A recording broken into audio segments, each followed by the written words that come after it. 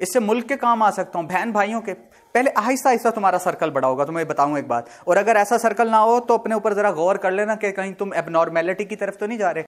सबसे पहले, अब इस बात के अंदर मैं एक बात जोड़ देता हूं। मेरा छोटा भाई है अहमद अली, है वो बिजनेसमैन, ताजिर है, लेकिन उसके अंदर काउंसलिंग, बात समझने की सलाहियत बहुत ज्यादा है। उसको अल्लाह ताला ने हुस्न ख्याल दिया। हुस्न ख्याल क्या होता है? उसका ख्याल इतना खूबसूरत होता है, वो इस तरह की बातें निकाल लेता है। उसका दोस्त आया एक, मैं पास से गुजरा, वो अपने दोस्त से गुफ्तगू कर रहा था, मेरा छोटा भाई। तो मुझे आवाज एक आई कि ये कह क्या रहा है। वो उसको ना एक मत दे रहा था, मत समझते हैं, एक एडवाइस दे रहा था। मैंने सुना, वो उसे कह रहा था कि मेरे भाई एट लीस्ट बी सेल्फिश। मैंने सुना, मैंने दिल में सोचा मैं इससे पूछूंगा सही, तो दुनिया कहती है खुद गर्ज ना बनो, ये मेरा छोटा भाई कैसी मत दे रहा है इसे।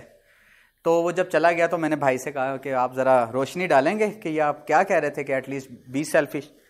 तो उसने फिर मुझे बताया, तो वाकई मुझे समझ आई कि ये बी सेल्फिश वो क्यों कह रहा था।